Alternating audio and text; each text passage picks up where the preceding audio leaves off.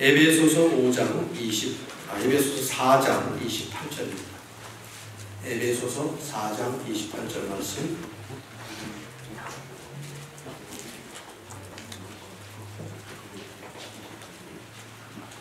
다 같이 한 목소리로 읽겠습니다. 시작. 도둑질하는 자는 다시 도둑질하지 말고 돌이켜 가난한 자에게 구제할 수 있도록 수고하여 선한 일을 하라. 아멘. 제가 한번 기도하죠. 하나님 아버지, 오늘도 우리에게 귀한 예배를 주심을 감사드리며 이 시간에 예배 순서를 따라 성령의 인도하심에 저희들이 순종하면서 말씀을 함께 나눕니다. 이미 말씀을 성령의 감동으로, 하나님의 감동으로 기록하셨는데 말씀을 읽으며 묵상하며 또 이 말씀 속에 담겨져 있는 진리를 함께 나누는 이 시간, 주의 성령께서 우리의 눈과 귀를 여시고 마음을 여셔서 말씀의 뜻을 잘 조명할 수 있는 시간 되도록 도와주시옵소서. 그리고 깨닫는 대로 순종하며 우리의 삶이 옛사람의 구습을 벗어버리고 새 사람으로 하나님 앞에 더 아름답게 갖추어지는 그런 시간이 될 수 있도록 축복해 주시옵소서. 예수님의 이름으로 기도드립니다. 아멘. 57세의 길봉수 씨는 도둑질을 하다가 경찰에 붙잡혔습니다. 제목은 매일 새벽마다 교회를 돌아다니면서 새벽 기도에 참석해서 성경을 훔친 죄였습니다. 교인들이 새벽 기도를 드리고 나서 불을 끄고 개인 기도를 하면 그 캄캄한 어둠을 틈타서 성도들의 성경을 훔친 것이죠.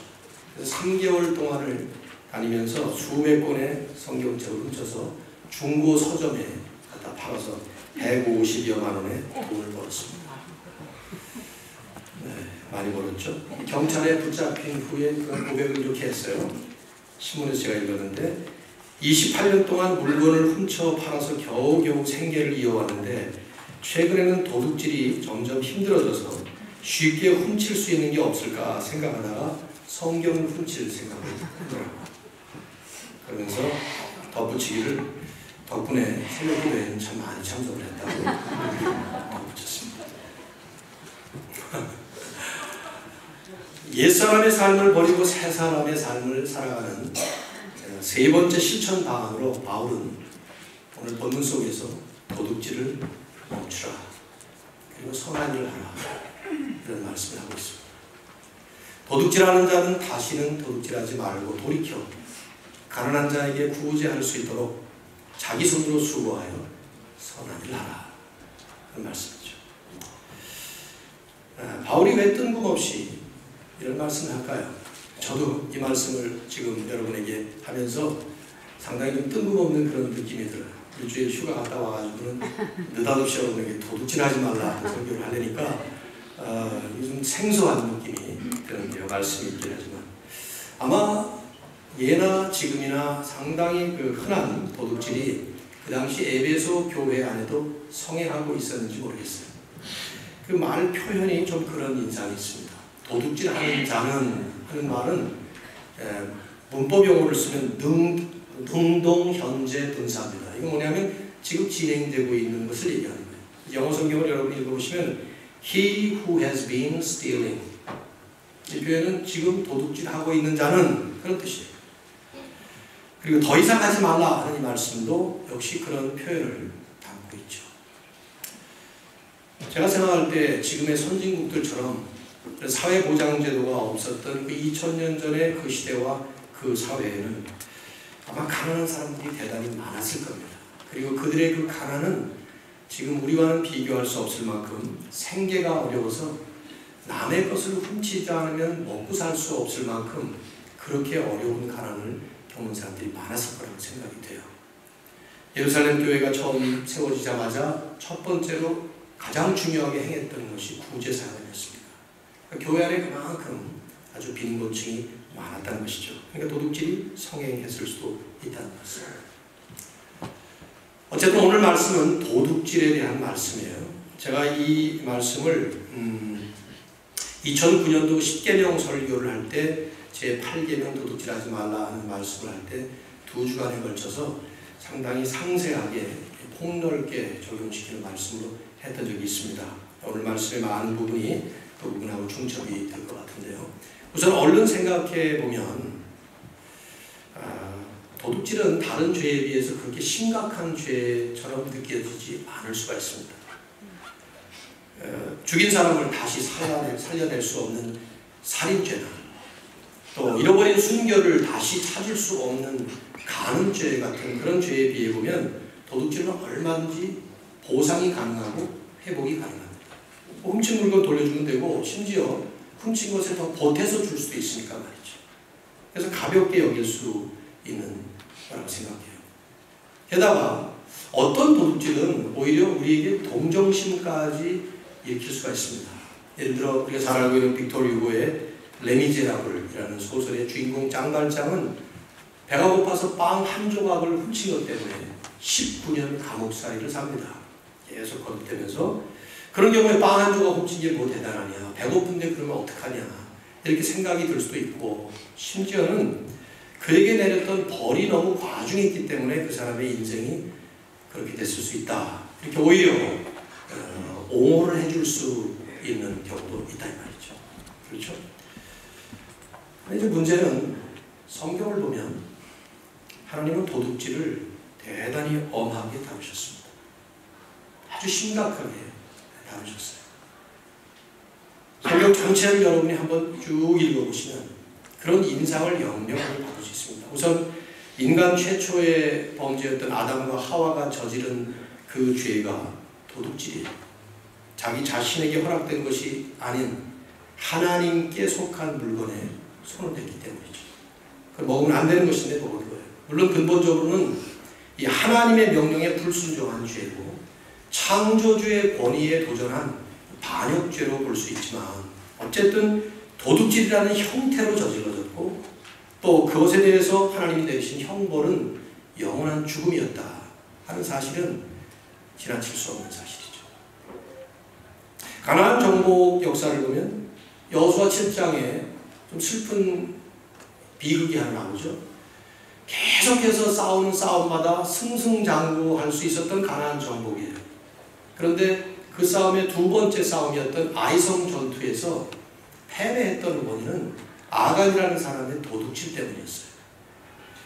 옷 한 벌, 금덩이 하나, 뭐 은 몇 개, 대단케 보이지 않는 그런 짓이었는데 하나님은 그것 때문에 아간의 가문을 멸족시켰습니다. 게다가 심지어 그 한 사람의 작은 도둑질 때문에 이스라엘 공동체 전체가 책임을 묻고 전체를 징계하셨죠. 신약에 보면 비슷한 예가 나오죠. 초대교회 그 부흥할 때 이 부흥행진에 마치 찬물을 끼얹는 것 같은 사건이었던 아나니아 삽비라 사건도 면밀히 검토해보면 도둑질이에요. 이 경우에 물론 남의 것이 아닌 자기 것을 팔아서 그 일부를 교회에다 바쳤지만 역시 비슷한 내용이 있습니다. 부부가 현장에서 즉사합니다. 단적으로 얘기해서 우리가 잘 알고 있는 10계명의 제8계명이 도둑질하지 말라 하는 말씀을 하고 있습니다. 도둑질이 대단치 않은 죄라면 하나님이 10계명에까지 넣으셨을 리가 없고 더구나 6번째 살인죄, 7번째 간음죄에 이어서 나란히 8번째 도둑질을 넣고 있습니다. 그래서 그런지 어느 시대나 어느 사회, 어느 문화를 막론하고 그 사회의 악으로 취급되는 대표적인 세 가지 범죄가 살인, 강간, 또 이 도둑질, 이 세 가지를 들게 되죠. 분명히 도둑질은 가벼운 죄가 아닙니다. 성경을 볼 때 바울이 공동체를 염두에 두고 이 말씀을 쓰면서 에베소 교회에 이 말씀을 한 이유를 가만히 생각해 보면 제가 볼 때는 무슨 도둑질이 우리의 현실 생활에 가장 보편적으로 관련되어 있는 돈과 밀접한 관계가 있는 죄이고 게다가 우리가 그리스도인으로서 살아갈 때 기독교인으로서 신앙인으로서 가장 핵심적인 본질이 이기적인 삶이 아니라 남을 위해서 살아야 되는 이타적인 삶인데 그것과 정반대로 남의 것을 자기 것으로 가르치는 그래서 자기만 위하는 이기적인 행동의 대표적인 죄이기 때문이죠. 공동체를 해치는 주범이 되기 때문일 겁니다. 여러분 상상하기도 싫지만 우리 안에 만약에 도둑질이 성행하고 있다고 생각해 보십시오. 교회 안에. 우리 지금 에베소 교회를 향해서 도둑질하는 자는 도둑질을 멈추라 이렇게 말씀했는데 우리 안에 만약에 그런 있다고 생각해 보세요. 이 공동체에 하나님을 이룰 수도 없고 거룩함을 이룰 수도 없겠죠. 어쨌든 오늘 이 말씀을 저희가 생각해 보게 되는데요. 본문은 세 파트로 이렇게 나누어서 생각해 보는 것이 이해가 쉽습니다. 원어의 표현을 그 헬라 원어의 표현을 가만히 묵상하면서 생각을 해보면 이 말씀은 세 문장으로 나눌 수 있어요. 왜냐하면 명령이 하나 나오고 또 명령이 하나 나오고 그 다음에 목적이 나옵니다. 제가 그걸 그냥 살려서 다시 한번 번역을 해보면 여러분이 본문을 보시면서 28절 한번 보세요. 여러분이 눈으로. 그러시면서 이렇게 한번 보세요. 지금 현재 도둑질하고 있는 자들은 도둑질을 멈추라. 첫 번째 명령이에요. 그리고 나서 자기 손으로 열심히 수고하여 일하라. 이게 두 번째 명령입니다. 그렇게 나와 있어요. 그리고 세 번째는 없는 자들에게 나눠주고 구제하기 위하여 그리하라. 목적이 그 다음에 따라옵니다. 우리가 이 말씀을 그렇게 그대로 성경에 나오는 그 원문의 톤을 그대로 살려서 생각을 해보시면 될 거라고 생각됩니다. 첫째로 도둑질하지 말라 하는 이 말씀을 우리가 받자마자 우리는 정의를 좀 내려야 되겠죠. 도둑질하지 말라가 무슨 뜻입니까? 도둑질이 뭐냐? 뭘 가지고 지금 말씀하고 있는 거냐 하는 겁니다. 왜냐하면요, 여러분 우리 쉽게 생각해보면 도둑질이 뭡니까? 남의 것을 훔치는 행위를 우리가 도둑질이라고 그러죠. 그렇죠? 그러면 지금 이 자리에 남의 것을 그렇게 훔쳐가는 사람이 글쎄요, 저는 이 말씀 준비하면서 우리 교인들 가운데 그런 사람이 저는 있을 거라고 생각이 안 들어요. 여기 와서 남의 헌금을 훔치고 교회 물건을 훔쳐가고 그런 사람 저는 모르겠습니다. 네, 뭐 있는지도 모르겠지만 그렇다고 생각이 안 들어요. 그렇게만 생각할 것이 아니기 때문에 지금 이 말씀은 정의를 내린다면 도둑질의 정의가 주로 이렇게 내려지죠. 남의 소유를 부당하게 내 소유로 만드는 행위, 그게 이제 도둑질일 거예요. 그러나 우리는 지금 성경 시대와 너무 다른 시대에 살고 있어요. 아주 복잡하게 엮어져 있는 그런 현대사회를 살아갑니다. 그런 시대에 살고 있는 우리에게 실제로 관계되는 경우를 생각을 해서 이것을 정의를 내린다면 폭넓게 정의를 내려야 됩니다. 도둑질이란 모든 종류의 옳지 못한 소득을 내가 얻는 것입니다. 거기에는 물질도 있지만 비물질적인 것도 있습니다. 즉 모든 종류의 옳지 못한 소득 내가 갖게 되는 거예요. 하여튼. 그런데 옳지 못한 그 모든 종류 이것을 성경은 분명히 큰 범위에서 프린시플 차원에서 도둑질로 표현하는 것이죠. 옳지 못한 방법, 옳지 못한 행위를 통해서 옳지 못한 소득을 내가 갖게 될 때 그래서 내 것이 아닌 남의 것을 가져가는 도둑질에 해당된다는 것이죠. 이게 남의 것을 강제로 강탈해가는 강도질부터 시작을 해서 현대에는 아주 교묘한 형태, 아주 교묘한 양상의 교묘한 도둑질에 우리도 모르게 우리는 들어갈 수 있다 이 말이에요. 그런 면에서 오늘 이 말씀을 좀 보셔야 되는데요. 우선 도둑질하지 말라 하는 이 말씀을 볼 때 성경에서 직접 언급하는 몇 가지의 종류부터 시작할 수 있습니다. 제가 대략 한 6가지를 뽑아왔는데 요 도둑질에 관계서만 우선 첫째는요. 레위기 19장 35절을 보시면 여러분 그냥 레퍼런스만 쓰시고 펴지는 마십시오. 시간이 많지 않으니까 제가 중략을 하고 인용을 하면 이렇게 말씀이 나와요. 레위기 19장 30절 너희는 길이나 무게나 양을 잴 때에 불의를 행하지 말고 공평한 저울과 공평한 추를 사용하라. 물물교환 시대에 자급자족 시대에 물건을 바꾸고 사고 팔고 하는 그때를 얘기하는데 우리 식으로 할 것 같으면 좀 다른 각도로 표현을 해야 되겠죠. 그런데 길이나 무게나 어떤 양을 재서 뭘 팔거나 그럴 때 불의하게 하지 말라. 공평하게 정직하게 저울을 사용하라 하는 것이죠. 비슷한 말씀이 신명기 25장 13절에 나오는데 너는 내 주머니에 2 종류의 추를 넣지 말 것이며 내 집에 2 종류의 되를 두지 마라. 오직 온전하고 공정한 저울추, 공정한 되를 두라. 주머니에 2개의 추를 갖고 있다가 무거운 게 나한테 유익이면 무거운 걸 넣고 가벼운 게 유익이면 가벼운 걸 넣고 이렇게 도량을 측량하지 말라는 것이죠. 우리 식으로 한다면 이중장구 같은 거 이쪽 장군했다가 저쪽 장군했다가 이런 거 하면은 이게 안 된다는 것입니다. 이건 부정직한, 정직하지 못한 거래, 정직하지 못한 사업 운영, 정직하지 못한 비즈니스, 정직하지 못한 어떤 그 소득의 모습, 이런 것들을 얘기했다고 볼 수 있죠. 두 번째 예는 고용주가 고용인의 품삯을 주지 않을 때 성경이 말씀하고 있어요. 레위기 19장 13절에 나오는데 너는 내 이웃을 억압하지 말며 착취하지 말며, 즉 힘이 있는 사람이 힘 없는 사람을 고용했을 때 그 힘 있는 사람이 힘 없는 사람을 억압하거나 착취하지 말며, 그러면서 그 뒤에 덧붙이는 말이 우리하고 관계가 되죠. 품꾼의 삭슬 아침까지 밤새도록 내게 두지 마라.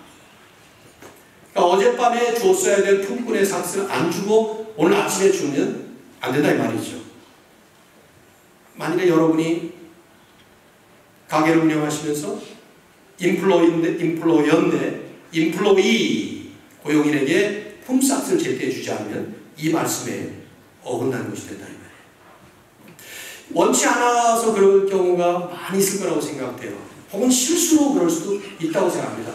그럼에도 불구하고 우리는 이 부분에 대해서 사실은 철저해야 될 필요가 있습니다.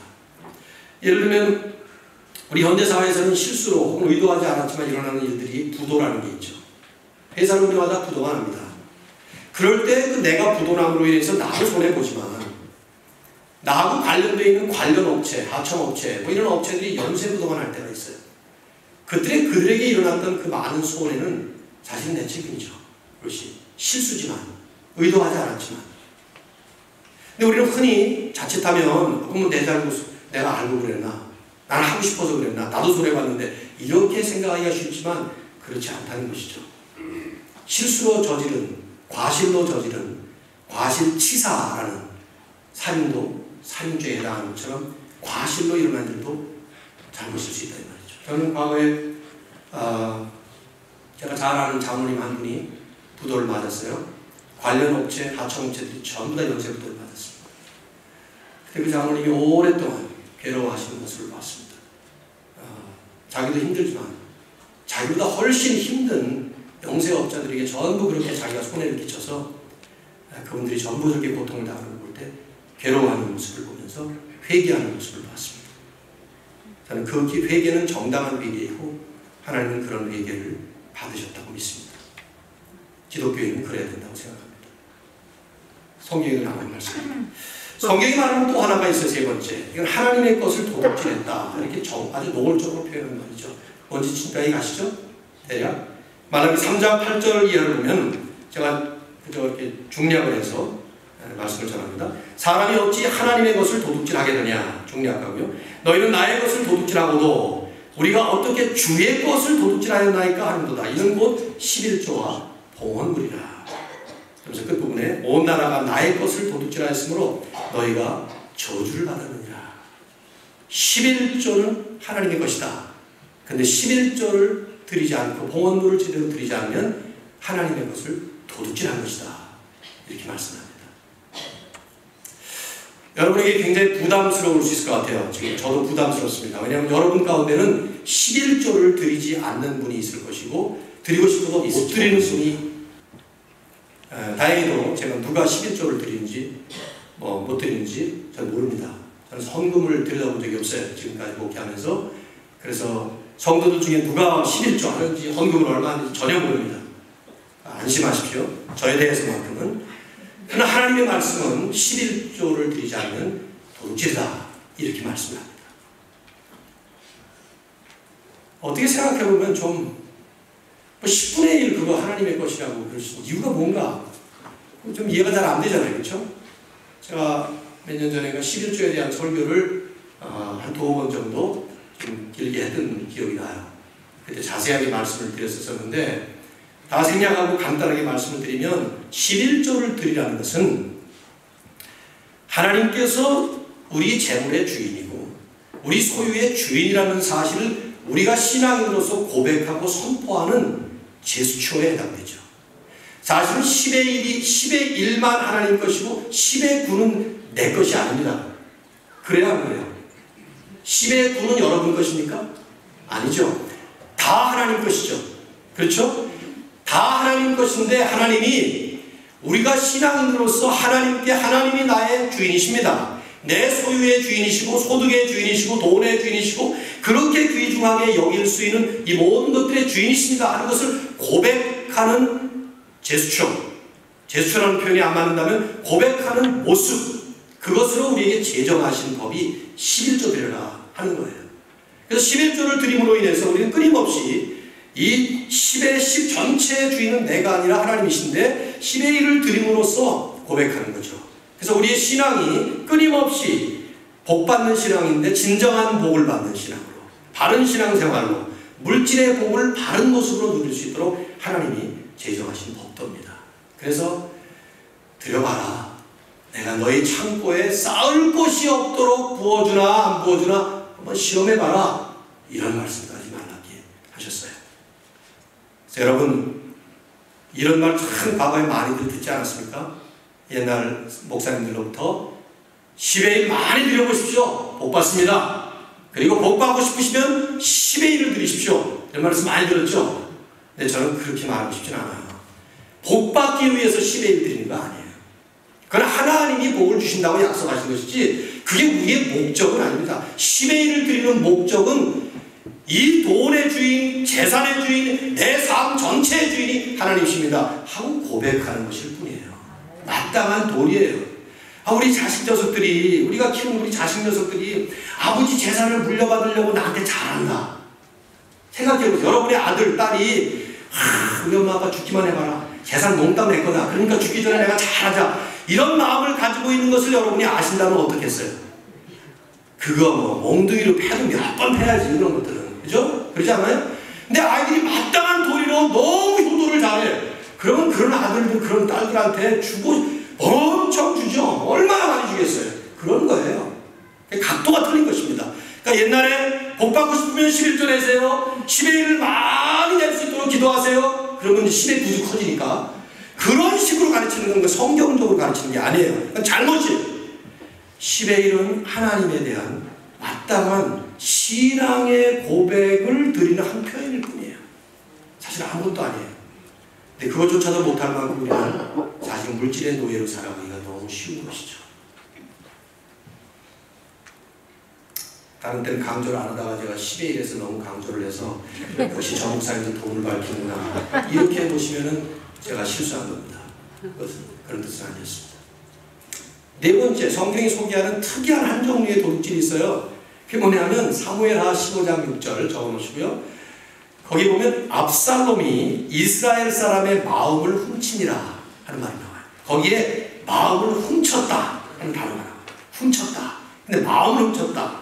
이게 뭐냐면 다윗의 아들 압살롬이 아버지 다윗 때 왕위를 찬탈하기 위해서, 뺏기 위해서 백성들의 환심을 사고 마땅히 아버지 왕인 다윗 왕에게 돌아가야 될 백성들의 충성심, 그 충성하는 마음을 자기 것으로 만들려고 했던 그 행위를 도둑질이라고 얘기하고 있습니다. 거기 마음을 훔치니라 훔쳤다는 말이 가나브라는 제8계명에 나오는 도둑질하고 똑같은 단어예요. 물질이 아니죠. 마음을 훔친 것입니다. 이런 도둑질은 보이지 않아서 그렇지 제가 볼 때는 대단히 많이 행해지고 있는 아주 흔한 도둑질이라고 생각돼요. 다른 사람이 마땅히 받아야 될 칭찬을 내가 대신 가로챕니다. 내가 어떤 칭찬을 받는데 그 칭찬은 내가 받은 칭찬이 아니에요. 다른 사람이 가야 돼요. 근데 내가 그걸 가로챈다든가 은근히 받고 가만히 있다든가 다른 사람에게 돌아가야 될 공로가 내게 돌아옵니다. 내가 의도적으로 가로챘든지 아니면은 교묘하게 그렇게 하든지 이거 훔치는 것에 해당되죠. 여러분이나 저와 이런 범주에 얼마나 많이 속하겠어요? 다섯 번째는요, 성경에 정확하게 표현은 안 됐지만 종교개혁자였고 탁월한 신학자였던 칼빈이 해석한 내용이에요. 뭐냐면 10계명의 제8계명 도둑질 하지 말라. 이걸 이분은 이렇게 해석을 했어요. 이 계명, 8번째 계명은 작은 도둑을 대상으로 하신 계명이 아니라 지위 높은 고위 관리들이나 군주들에게 대상으로 이 말씀을 한 것이다. 저는 그게 맞다고 생각해요. 왜냐하면 10계명은 일종의 이스라엘의 헌법이었습니다.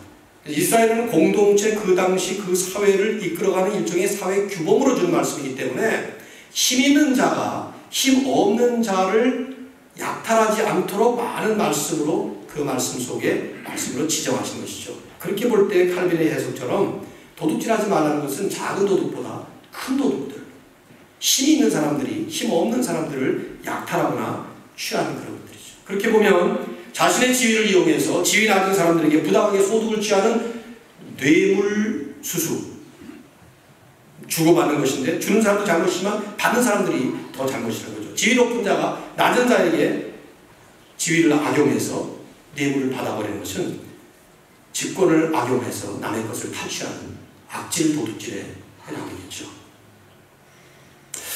참 그렇기 때문에 종종 웃을 수 없는 일들이 많이 나오잖아요. 제 기억이 나요. 옛날 노태우 대통령 지나가고 전두환 대통령, 노태우 대통령이 두 전직 대통령들이 그 국회 청문회를 당하고 그러면서 온 국민들이 보는 앞에서 이분들이 얼마나 많은 이 국가 재산을 가로챘고 또 남들에게 돌아가야 될 그 많은 재산들을 가로챘는가 하는 것을 막 공공연하게 이제 발표되는 그런 시절이 있었습니다. 상당히 쉽게 알지 않았는데 그때 어떤 한 도둑이 경찰에 잡혔습니다. 그 도둑이 도둑질한 그 금액이 대략 300여만 원 정도 됐대요. 신문에 보니까. 근데 그분이 경찰에서 항변을 한 거예요. 아니 300만 원 훔쳐간 나는 잡아가고 3천억을 훔친 놈은 안 잡아냐? 그래서 막 큰소리 쳤어요. 이 도둑도 문제긴 문제죠. 그렇죠? 그렇게 생각하니까 참. 그러나 그 사람의 말이 전적으로 틀린 것은 또 아니라는 생각이 들어요. 큰 도둑이죠. 오늘 우리 시대에 우리 사회에 이런 여러 가지 많은 구조적인 특징 속에서 얼마나 이런 일들이 많이 일어날까 생각됩니다. 악질적으로 하는 사람도 있지만 가만히만 있어도 관행적으로 그리고 그러지 않으면 안 되는 사회 구조 속에 우리가 들어가 있기 때문에 행해지는 수많은 큰 도둑질들이 아마 굉장히 많을 것 같아요. 우리는 어떻게 보면 별로 힘없는 이민사회에서 살다 보니까 이민생활하다 보니까 이런 염려가 없다 이런 생각이 들긴 하지만은 그러나 나 혼자만 그렇다고 해서 해당되는 건 아니고요. 기도의 제목이고 또 이 사회에 등불이 되어야 되고 소금이 되어야 되는 우리로서는 심각하게 고려해야 될 문제라고 생각해요. 마지막으로 하나 더 도둑질의 종류를 생각해 볼 때 남의 소유를 부당하게 내 것으로 만드는 것이 도둑질이라는 개념을 현대사회를 살아가는 우리에게 관련시킨다면 아까 말씀드린 것처럼 물질적인 도둑질뿐 아니라 비물질적인 도둑질도 해당이 됩니다. 즉 남이 만든 것을 마치 자기가 만든 것처럼 자기 것으로 자기 작품으로 사용해 버릴 때 우리는 그것을 도용한다 이렇게 쓰죠. 도용. 도둑질하는 도자에다가 용. 도둑질해서 사용한다 그 말이에요. 대표적인 게 표절 아니에요. 표절. plagiarism. 남이 만든 거예요. 남이 쓴 글이에요. 근데 그것을 마치 자기 것으로 발표를 하고 자기 것으로 인 것처럼 사용한다는 거예요. 남의 것 쓸 수 있죠. 그러나 그걸 자기 것으로 표현하는 것이 문제라는 말이에요. 누가 만든 얘기겠지만 재밌는 얘기 여러분 아시잖아요. 어느 시골교회 목사님이 설교를 좀 잘 못하고 힘들어서 늘 아주 그 유명한 목사님의 설교를 CD로 받아가지고 테이프로 받아가지고 그걸 그대로 설교를 했답니다. 매번. 근데 이제 지휘자가 어느 날 그 유명한 설교자의 설교를 듣고 그 다음에 목사님의 설교를 듣는데 똑같이 하는 거예요.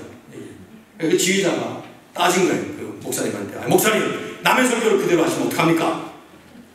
그 목사님이 지휘자를 향해서 당신은 당신이 작곡한 곡을 지휘하시오. 오늘 하태규 지휘자 그거 자기가 작곡한 거 아니잖아요. 그죠? 남이 작곡한 거잖아요. 그런 식으로 했던 거예요. 말도 안 돼. 아니 그거야 지휘자가 이거 내가 작곡한 곡입니다 하고 지휘도 하는 것도 아니고 성도들이 그걸 들을 때 저거는 우리 하태규 지휘자가 작곡한 곡이겠지 이렇게 생각 안 하잖아요. 아무도. 그런데 설교를 하면서 제가 이렇게 설교를 하면서 남의 설교를 마치 내가 만든 것처럼 해가지고 설교를 하면 이건 도둑질이라는 말이에요. 도용하는 것이니까 표절이니까 말이죠. 남의 것 쓸 수 있지만 남의 것을 그대로 쓰려면 인용을 하든가 누구 말이라고 아니면 출처를 밝히든가 아니면 그분에게 허락을 받고 그렇게 해처럼 되어버릴 때, 그렇죠? 그건 도둑질에 해당된다 이 말이에요. 저도 많이 남의 말을 인용하죠. 심지어 아이디어도 사용합니다. 이 스피치 매너상 매번 말마다 이건 누가 했던 말, 이건 그렇게 하지 못해서 다 못하지만 이걸 글로 쓸 때는 반드시 각주를 달든지 거기에 레퍼런스를 써야 돼요. 누구 것이라는. 저도 과거에 제가 냈던 책들이 몇 권 있는데 그 책 중에 큰 섹션들을 어떤 분이 그대로 자기 책에다가 아주 글자 하나 안 틀리고 옮긴 것을 제가 발견한 적이 있어요. 같은 출판사에서 저도 나왔고 그 사람도 나와서 제가 출판사 사장에게 얘기를 했죠. 왜냐면 그분이 저보다 훨씬 더 유명해요. 저는 뭐 유명한 사람이 아닌데 그분은 누구라면 다 알아요. 그리고 그 책은 엄청나게 많이 팔린 베스트셀러가 됐어요. 자칫하면 제가 그것을 인용한 것처럼 그렇게 오해받을 수 있을 것 같아서 제가 그 얘기를 했어요. 그분에게 이거 잘 보시라고, 그리고 본인에게 얘기해 주라고. 표절 문화가 심각한 수준에 이르렀죠. 뭐 이런 글 쓰는 사람들 외에도 우리가 그런 부분에서 우리는 잘 판단을 해야 된다고 생각해요. 본문의 교훈은 이런 모든 종류의 폭넓은 도둑질에 다 적용이 될 수 있어요. 우리가 그런 시대에 살고 있기 때문에. 바울은 핵심이 간단합니다. 그런 짓을 멈춰라. 도둑질을 멈춰라. 그러나 바울의 핵심은 부정적으로 하지 말아야 하는 것이 아니라 어떻게 해야 되느냐, 긍정적인 방향에 있어요.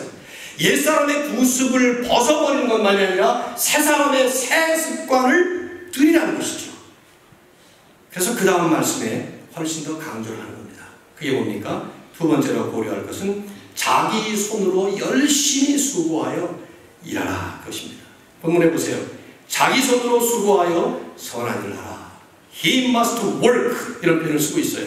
With his own hands 이런 말. 여기 수고하라, 일을 하라 하는 말, 수고하라고 하는 말은 명령형으로 나와 있는데 아주 피곤하게 일한다, 지치도록 일한다, 열심히 일한다, 땀 흘리며 일한다 이런 표현이에요. 그러니까 쉬운 일이 아닙니다. 우리가 그 단어를 딱 연상을 하면 여름철에 여러분이 땀 팍 흘리면서 잔디 깎고 세탁소에서 열심히 땀 흘리면서 일하고 그런 모습이 그대로 이 단어에 담겨져요. 땀 흘리는 모습. 그 다음에 일을 하라 하는 말은 좀 폭넓은 말인데 노동을 한다, 뭘 생산한다 뭐 이런 말이에요. 같은 개념을 반복해서 쓰고 있습니다. 핵심은 수고하라, 자기 손으로 그 말입니다.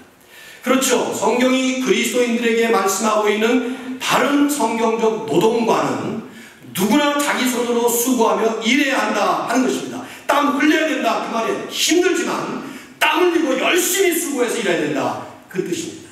왜냐하면 땀 흘리고 수고하는 것은 하나님의 섭리이고 그와 정반대로 놀고 먹는 것은 게으름과 태만의 죄이기 때문입니다.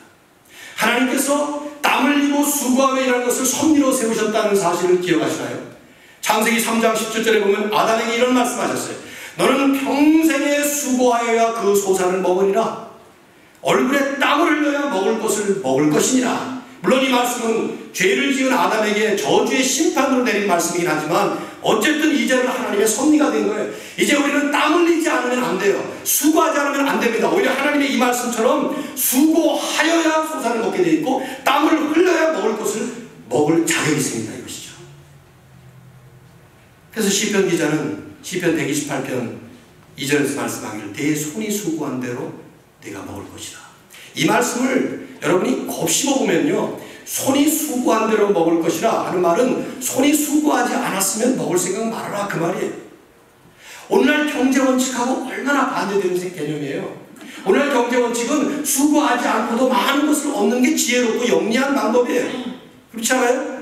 반대로 열심히 일하고 수고했는데 얻지 못하면, 응당한 대가를 받지 못하면 이건 아주 억울하기도 하지만 세상 눈에 볼 때는 너무나 멍청하게 보이는 것이죠. 세상 사람들이 볼 때는 조금 수고하고 많은 것을 얻는 것을 지혜롭다고 봅니다. 그러나 하나님의 원리는 내 손이 수고한 대로 그 이상도 아니고 그 이하도 아닌 내가 손이 수고한 만큼 응당하게 받는 것이죠. 저는 이 말씀이 우리 이민자들에게 대단히 중요하다고 생각해요. 뭐 우리 유학생들도 다들 그럴 수 있겠습니다만은 어쨌든 특별히 우리 이민 생활을 하는 우리들에게 적용을 한다면 우리는 뭐 말할 필요도 없이 땀 흘리고 수고하는 노동의 현장이죠. 말도 제대로 되지 않는 이 사회에 와서 뭐 습관은 언제 익혀봤습니까?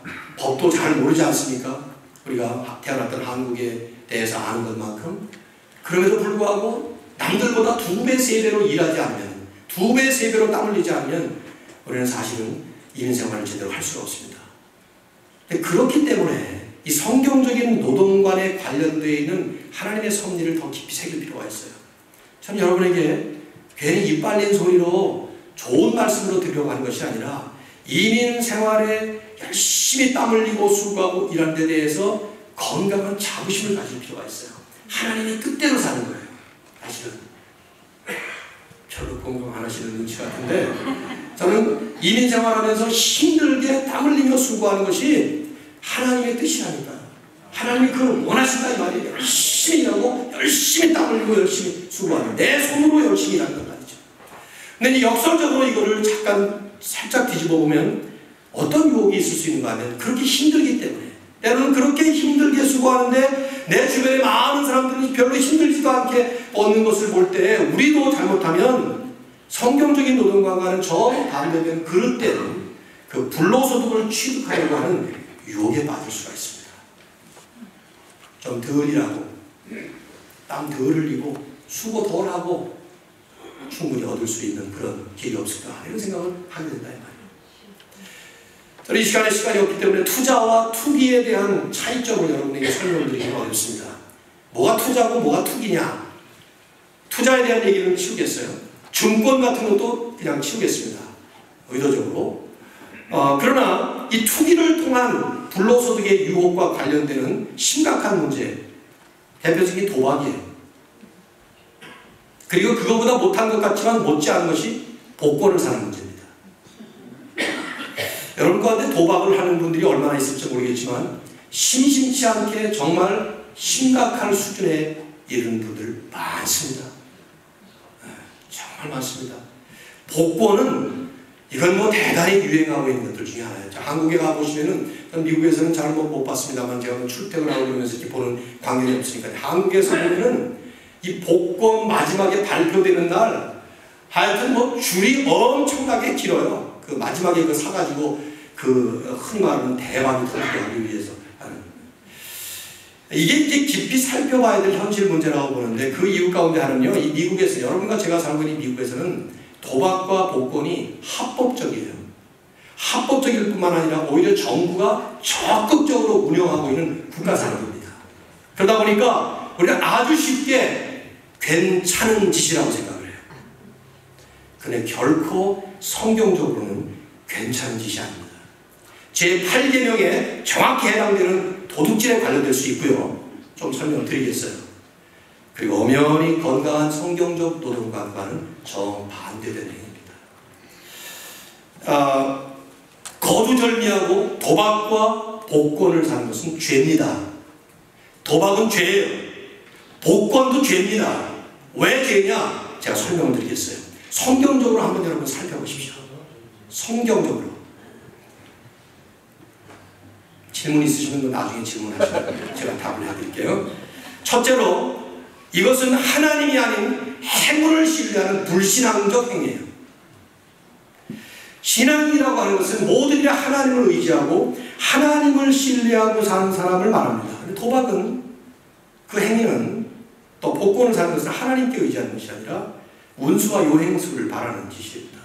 하나님을 바라고 복권을 산다. 여러분 상상 한번 해보세요. 기독교인이라면 모든 것을 기도해야 되죠. 그래요, 안 그래요? 안 그래요? 너희는 아무것도 염려하지 말고 모든 일에, 빌립보 4장, in everything, 기도와 간구로 너희 구할 것을 감사함으로 하나님께 하라. 모든 일에 기도해야 돼요. 그러면 도박을 하면서 하나님 좋은 패를 주시옵소서, 이 됩니까? 안 됩니까? 복권을 사면서 하나님 대박이 터지게 주옵소서, 내가 이거 대박만 터지면 하나님께 11조가 아니라 10의 5를 드리겠습니까? 뭐 10의 5를 이왕 사셨으면 뭐 10의 5를 드려도 되고 10의 1을 드려도 되겠지만, 그거 하나님을 의지하고 하는 행위가 아니라 이 말이에요. 또 이것은 탐심 탐심이라는 죄성을 자극해서 일확천금을 얻으려고 하는 사실은 죄행이에요. 성경 분명히 말씀하죠. 십계명의 10번째가 뭡니까? 너희는 내 이웃의 소유를 탐내지 말라. 이웃의 소유를 탐내지 말라.